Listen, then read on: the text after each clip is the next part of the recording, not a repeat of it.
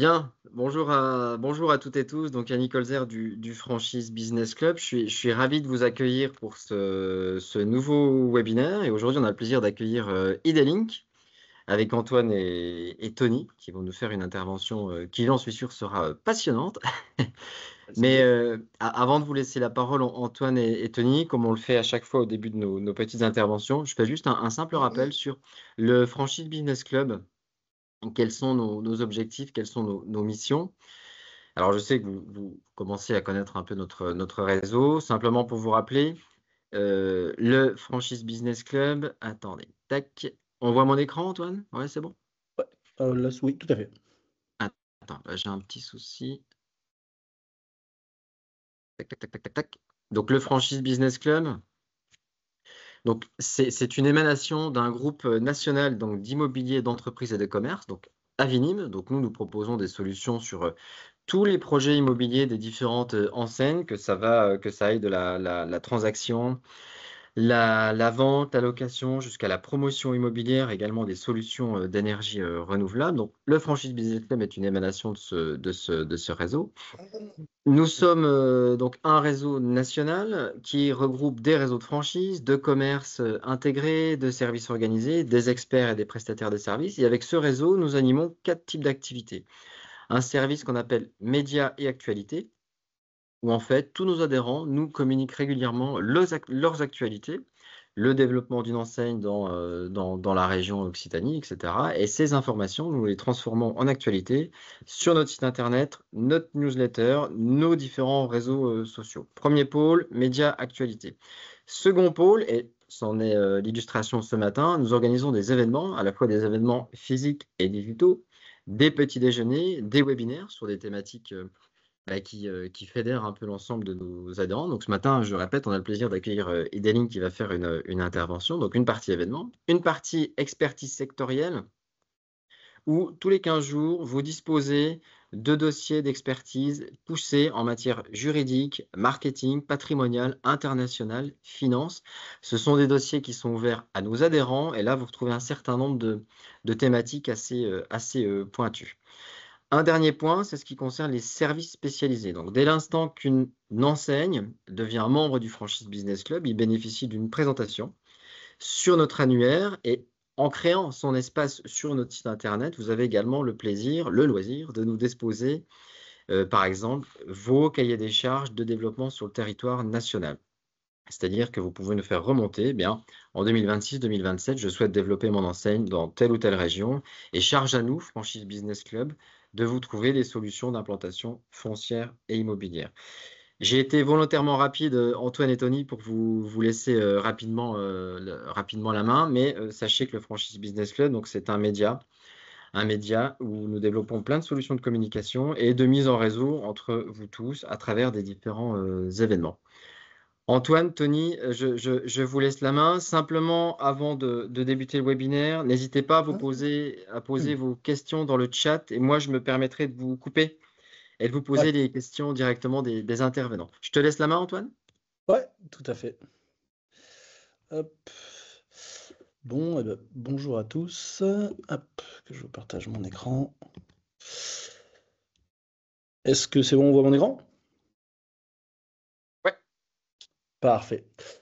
Eh ben, merci à tous d'être là. Bonjour je suis très content de pouvoir partager avec vous ces sujets-là. Et effectivement, n'hésitez pas à poser des questions au fur et à mesure. Donc sur le sujet du jour, quand on a des réseaux hybrides et des clients exigeants, comment on fait pour offrir une expérience unifiée sur tout un réseau? Donc pour me présenter rapidement, Antoine, moi je suis chez Idelink. Auparavant, j'ai été directeur de magasin, j'ai été directeur régional pendant une quinzaine d'années, et maintenant ça fait 4 ans que j'accompagne nos clients pour les aider dans l'amélioration de leur animation. Alors avant, on disait animation de points de vente, mais dernièrement, on a rentré des réseaux de crèches, donc du coup, c'est malvenu de parler points de vente, mais pour dire plus large, que ce soit de restaurants, de magasins, de centres, voilà, de pas mal de choses. Et en fait, donc moi, je m'occupe de la partie déploiement et accompagnement de nos clients. Et quand on déploie les outils, finalement, on en revient souvent à la racine, qui sont les problématiques qu'ils rencontrent. Et donc, du coup, on finit par faire aussi pas mal de recommandations métiers et par creuser un peu tout leur process. Alors, on est dans pas mal de secteurs variés. Je vais pas faire là, c'est plus pour vous expliquer un petit peu que du coup, le sujet du jour, il parle de ces fameux réseaux un peu hybrides parce que il va y avoir plein de formes différentes, plein de secteurs différents et donc plein de problématiques différentes à adresser. Voilà de quoi on va parler aujourd'hui. Euh, et donc, du coup, l'idée, on va commencer directement. Comment on fait pour, avec autant d'exigences clients, pour réussir à apporter une expérience unifiée? C'est le défi du jour. Voilà. Donc, on va commencer un peu par la partie problématique.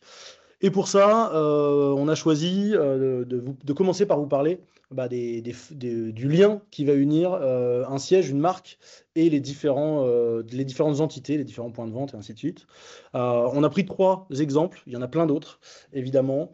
Dedans, il n'y a pas l'affiliation, il n'y a pas la licence de marque, il n'y a pas le groupement d'achat. Voilà, mais on a pris un peu trois exemples qui sont la succursale, vous connaissez tous, avec vraiment on appartient à la même boîte et donc il y a un lien hiérarchique.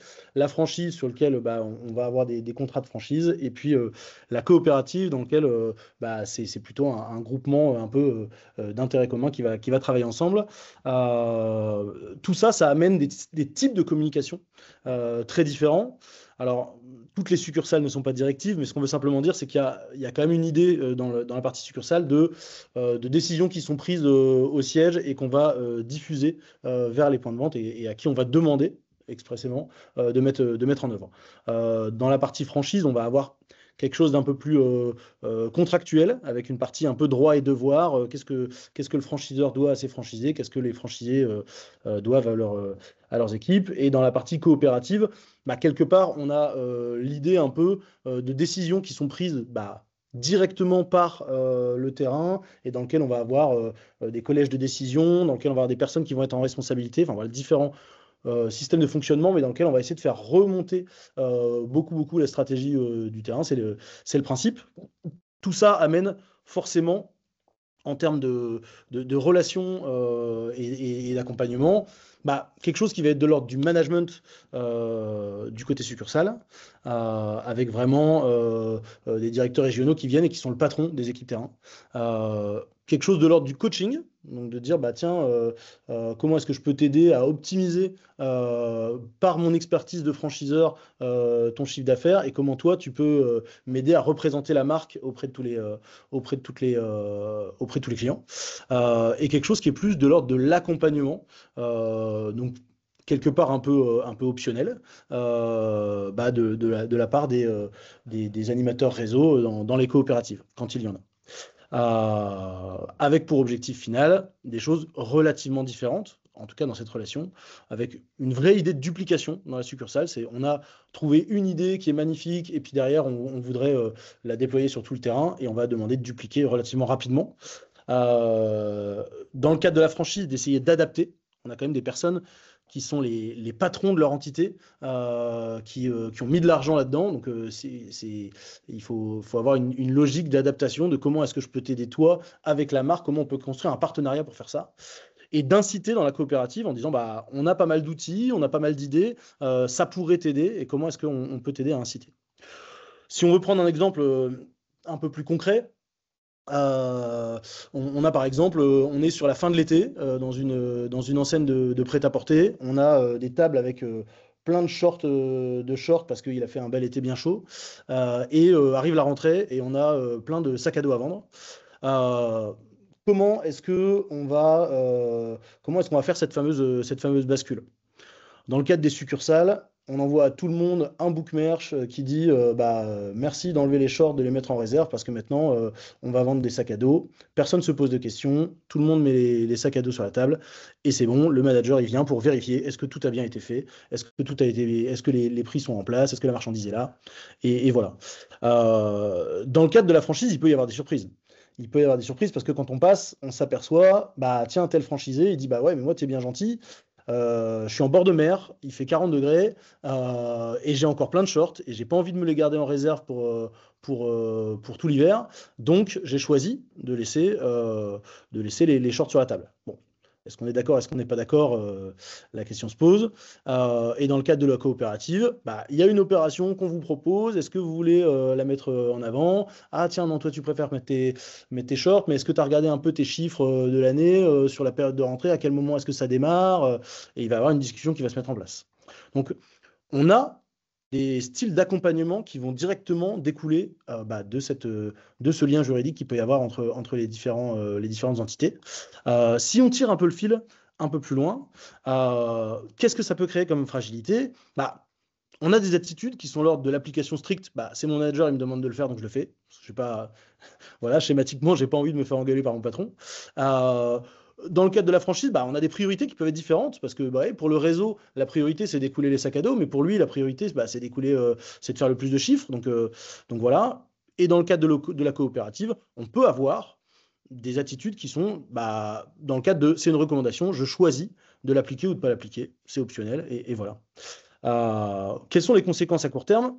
Dans le cadre de la succursale, quelque part, le danger, c'est de nier l'initiative, d'empêcher l'initiative, et donc d'avoir des points de vente qui ne sont pas très commerçants, et qui vont pas forcément être réactifs aux différents cas de figure. Est-ce que il fait 40 degrés et j'ai encore pas mal de touristes, du coup, non, j'applique stricto sensu. Côté franchise, on va pouvoir avoir des relations qui vont pourquoi pas être conflictuelles. À un moment dire non, là on vous avait demandé de mettre en place les sacs à dos. Oui, mais moi je suis en bord de mer. Oui, mais nous on a plein d'objectifs de stock. Ok, je comprends. Mais donc ces relations elles peuvent pourquoi pas s'installer. Et du côté coopératif, on peut avoir un sentiment un peu d'isolement au milieu de tout ce qui est prévu, de quelqu'un qui dit moi j'ai pas le temps actuellement, je suis occupé parce que j'ai pas mal de monde, parce que je suis en bord de mer et parce que il y a plein de clients. Du coup, je verrai plus tard les mails, je verrai plus tard la stratégie et du coup je vois pas qu'il y a des choses qui passent et après tout, comme j'en ai pas l'obligation, c'est pas la fin du monde. Si on tire encore un petit peu le fil, le risque, c'est, chez les succursales, c'est tout simplement une baisse de chiffre parce qu'on n'est pas assez commerçant. Là, pour le coup, on a des entreprises qui l'ont prouvé. Je pense à une boîte comme Retail Int qui aide à déterminer quels sont les meilleurs emplacements pour pouvoir s'implanter et qui détermine le niveau de chiffre qu'on peut faire pour un emplacement avec un nombre de mètres carrés et ainsi de suite. Ils gèrent tout un tas de paramètres. Le paramètre succursale franchise, très clairement, pour eux, ça peut aller jusqu'à 20% de chiffre en plus quand on est en franchise, parce qu'on est sur des vrais commerçants qui ont investi de l'argent et qui veulent une rentabilité, là où le but dans une succursale, il n'est pas toujours aussi clair. Dans une succursale, on va fermer la porte à 19h, même s'il y a des clients qui veulent rentrer. Dans des franchises, c'est quand même parfois un peu moins le cas. En franchise, ça, on l'a déjà vu aussi chez certains de nos clients, quand on a des franchisés et parfois des multi-franchisés qui parfois prennent un peu plus de poids dans les décisions et ainsi de suite, quand ils ne sont pas d'accord, il peut y avoir des relations conflictuelles et on peut aller jusqu'au désengagement de quelqu'un qui va rejeter en bloc pas mal de choses parce qu'il est tout simplement pas d'accord et qui dit moi je veux avoir un nouveau chapitre et donc je m'oppose.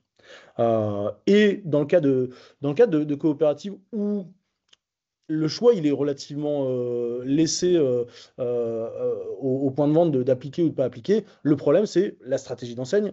Est-ce qu'elle va être efficiente? Si on a fait une communication sur ces fameux sacs à dos et qui sont au fond du point de vente, si on a acheté des stocks énormes et qu'on ne les met pas en avant au moment de la rentrée, tout le monde va aller acheter ses sacs à dos en supermarché et à la fin, on se retrouve avec un énorme stock. La stratégie d'enseigne, elle n'est pas efficiente et donc à la fin, les prix qu'on a proposés, au final, on va devoir les décoter, on va perdre la marge et donc c'est perdant-perdant pour tout le monde, quoi.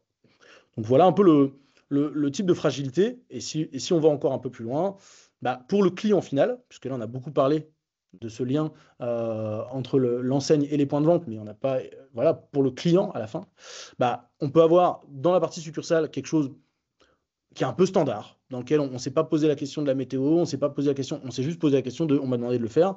Au final, une baisse du taux de transfo parce qu'on n'a pas pris en compte les éléments, les éléments locaux. On n'a pas pris en compte le fait que début septembre, ah bah tiens, c'est la braderie de Lille, il aurait fallu mettre en place des prix. On n'a pas tenu en compte le fait que, enfin, on prend pas en compte les spécificités locales, enfin voilà. Et donc du coup, une baisse du taux de transfo in fine. Côté franchise, on peut avoir des irritants dans l'expérience client.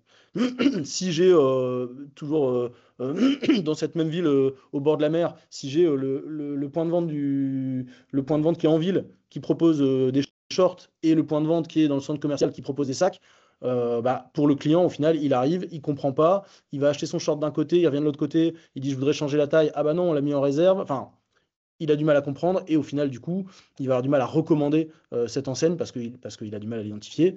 Et on peut aller même, quand une identité de marque n'est pas très définie, parce que chacun fait un peu ce qu'il veut, à une absence de fidélité à la marque. Il peut y avoir éventuellement une fidélité à la boutique, mais en tout cas, si l'identité de marque n'est pas suffisamment affirmée, bah à la fin, il n'y a pas une vraie fidélité à la marque, donc il peut y avoir une baisse de la fidélité.